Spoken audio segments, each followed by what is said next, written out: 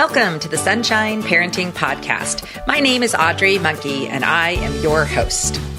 Here on the podcast and on my website at sunshine-parenting.com, I write, research, speak, and interview podcast guests on the topics of summer camp, parenting, and happiness. I believe that together we can raise a generation of happy, connected kids who bring positive changes to this world. On my website and podcast, I share ideas, stories, and tips to help parents and anyone else who works with young people raise competent, kind, optimistic kids. I'm so excited to be talking in this episode with Stephen Gray Wallace. He is the Executive Director of the Center for Adolescent Research and Education and has extensive experience working as a camp director as well.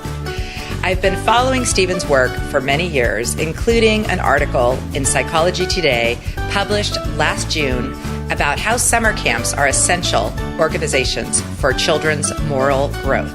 I hope you enjoy this episode of the podcast.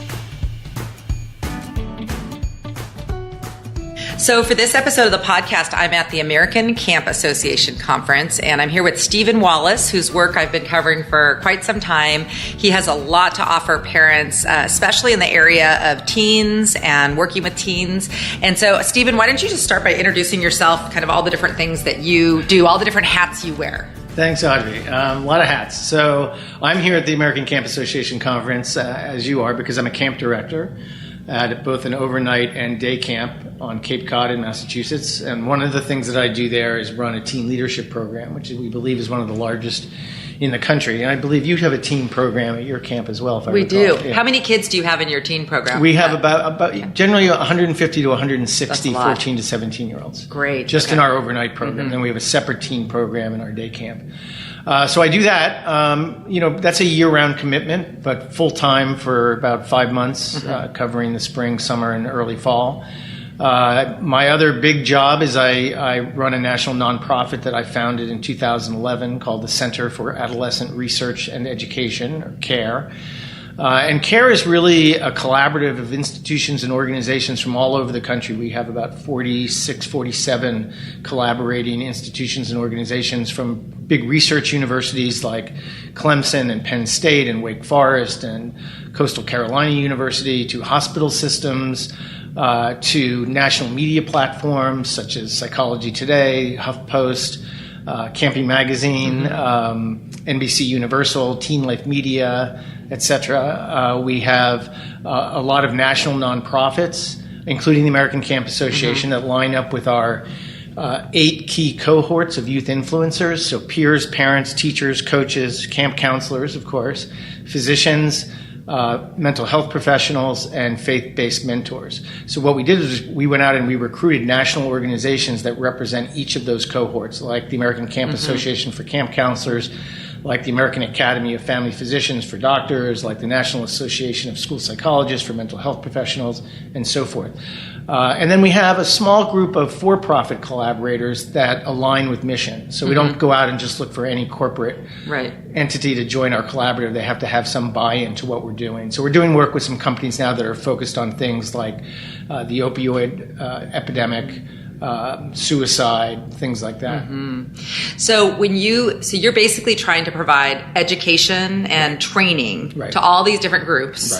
With your outcome, what we talked earlier, is to basically help raise healthy, happy, functioning teens? Or what would you say is like the overall thing is getting better outcomes for these kids? Yeah, so we are highly focused on promoting favorable youth outcomes, things like positive identity formation, character development, leadership, civic engagement, social entrepreneurship, media and financial literacy, conflict resolution. And then in the second instance, we're focused on prevention, on working on issues like youth suicide, like prescription drug use by young people, the opioid epidemic, those types of things. So you do research and education on these. So we do. Our name comes from the fact that we're focused on adolescents. And we do research. We do primary research, our own original research. And we do a lot of secondary research. So we promote research done by certainly our collaborators, our nonprofits, our research universities, and other research. So we through our media platform, we publish probably between 4 and 6 pieces a month, all research-based, with an occasional opinion editorial thrown in. I actually wrote in about 15 minutes an op-ed on Thursday about the school shooting near me in Florida. Ironically, Wednesday morning, hours before the shooting, I was on a call with one of the co-founders of Sandy Hook Promise, which is one of our collaborators, and another collaborator called The Social Good.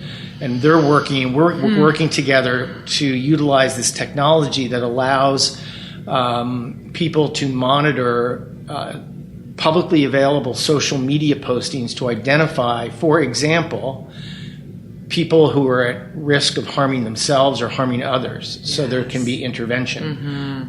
So that's a big initiative of ours. We're also working with McCann World Group, which is part of McCann Erickson, the behemoth, the advertising agency, on a campaign around youth prescription drug use. And that's anchored by a very cool short video that McCann produced called Pay the Price. There's a lot of original techniques used in filming that, and it's available on our blog at ecareforkids.org. So we'll be building in additional elements of that campaign as we go forward.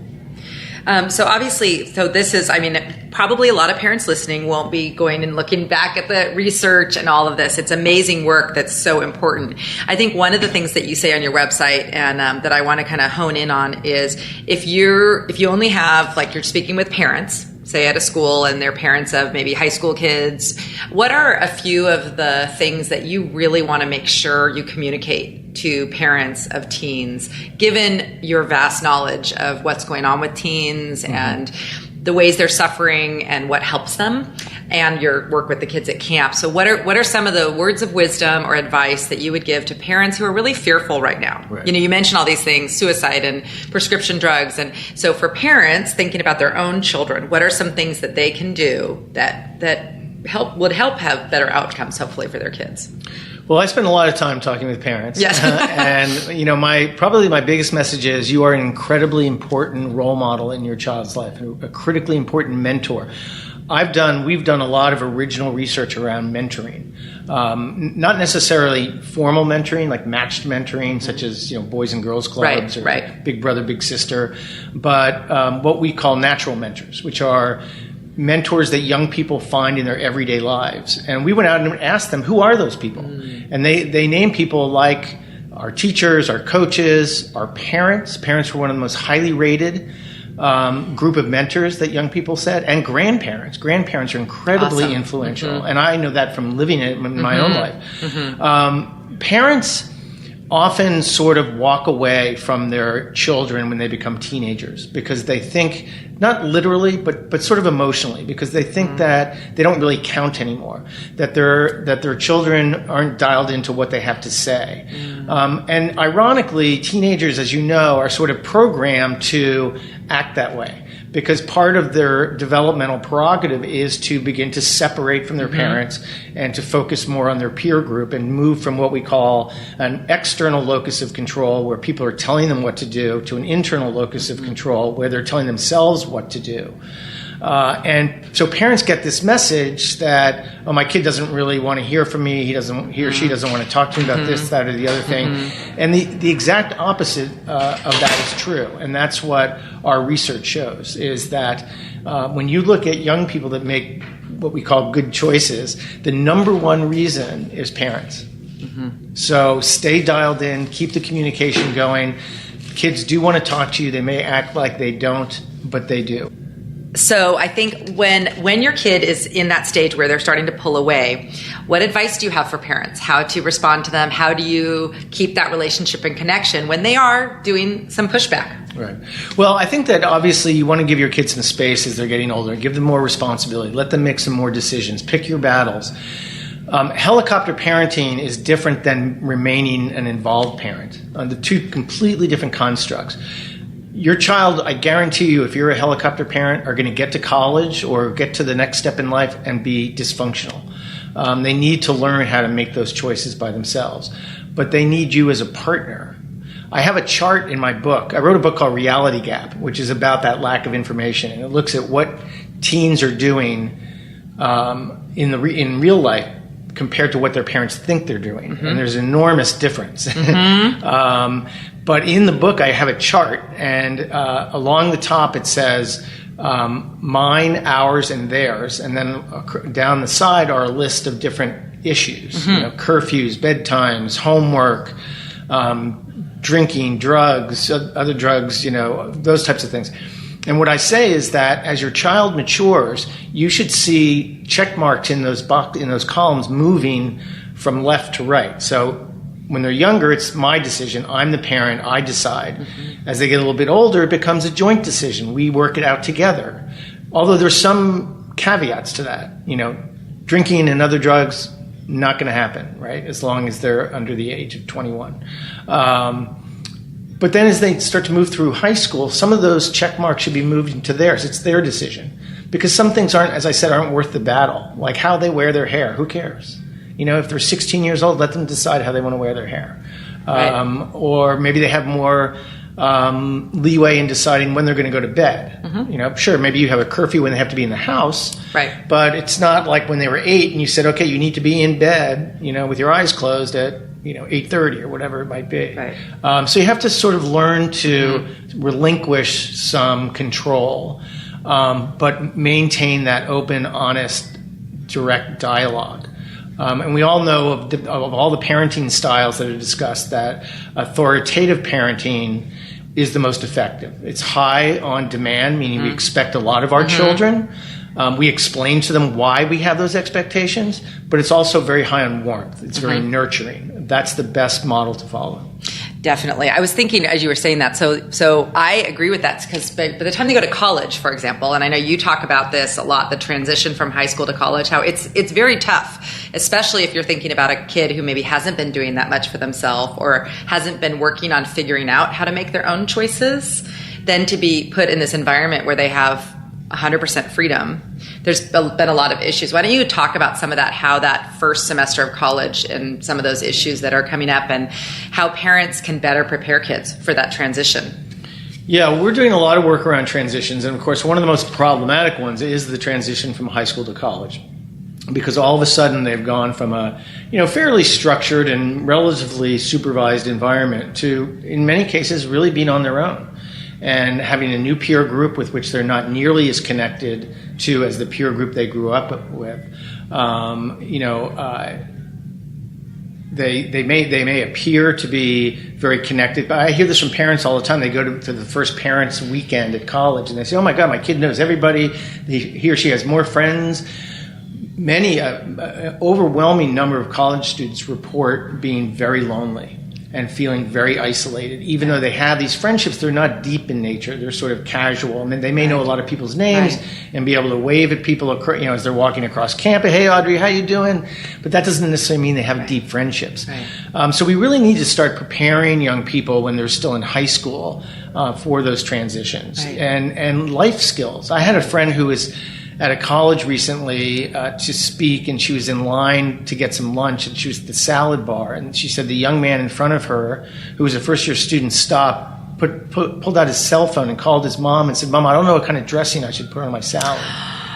Oh, no. So we've also done research around risk behavior among first semester college students. And that's so important to help your child make some decisions about what choices they want to make during those critical first few months of college, because those decisions may very well inform the decisions for the rest of their tenure in college. Right. So what are they going to do when they go to a fraternity party?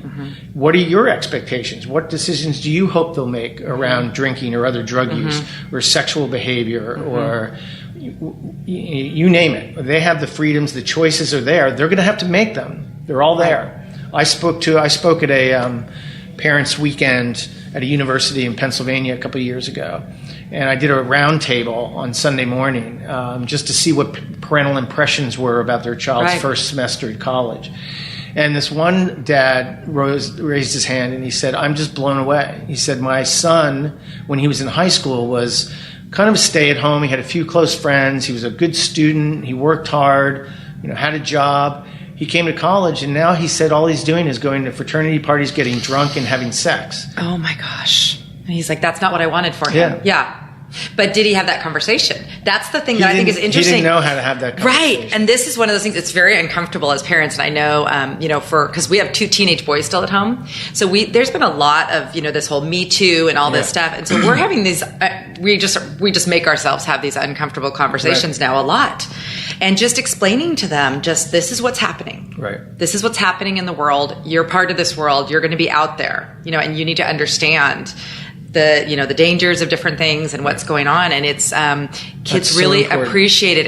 And we'll just say something, well, do you have any questions? And that kind of thing. And it's awkward as parents, because I think most of us didn't have parents who talked to us about these things. And I think a lot of parents assume their kid who in high school was just doing fine is going to be the same. And you're right. It's if you don't have those conversations and you don't share your values or help them figure out what theirs are, I think that it's really it's a challenge for them. I think this is where camp, and we can just circle back and kind of end with this. When you think about, I know at my camp, and I know it's the same at yours, teenagers really, I think, appreciate and thrive in a setting where there's very high standards and very high nurture. Mm-hmm. It's like we provide the structure that they need to thrive. What are your thoughts on that? Because this is where I think why these kids, they're wanting to come back to our camps as 17-year-olds, old teenagers where a lot of their peers are at home doing very different things during the summer.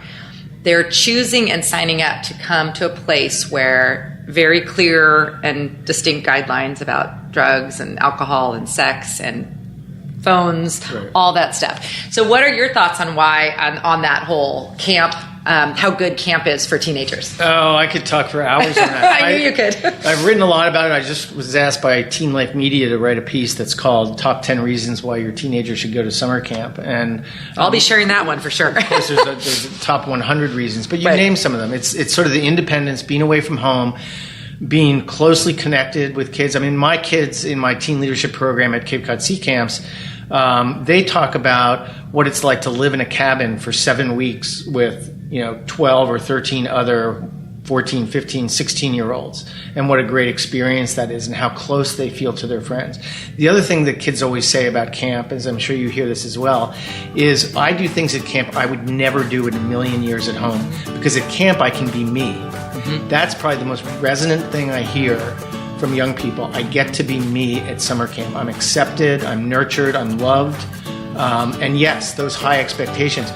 I'm big on expectations. I mean, if you talk to my campers, they'll tell you, they have to walk the line. Right. But I'm also incredibly nurturing, and they get home and their parents call me and they say they just love that. Like you lay out the expectations, you hold them accountable, but they're surrounded by all of these caring adults who really are invested in their happiness and their success. Mm-hmm. And I think it's just a model that parents can really learn from, and schools. Mm-hmm. That, I think, you and I feel the same way. I meet so many fabulous young people. Just amazing. I have a perspective of young people, from the teenagers at our camp to the counselors, the young adults. Of course, we get to see this really phenomenal group of people who are not living the same as what maybe a lot of kind of people perceive as teenagers. And I think the lesson from that is that we can create cultures in our families, in schools, in all different settings, following the same model. Absolutely. That's just the thing. Well, this has been so much fun. I'm going to put links to your website and everything from in the show notes from this podcast. But thank you so much for being on the podcast today, Stephen. It's really great talking to you. We'll have to do it again, too. Absolutely. I learned so much talking with Stephen Wallace, and I hope you enjoyed this episode of the podcast and learned a lot as well. For notes, links, and information about what we talked about, visit my website at sunshine-parenting.com and search for episode 27. I'll leave you with a quote that really was profound to me from my interview with Stephen Wallace. You are an incredibly important role model in your child's life, a critically important mentor.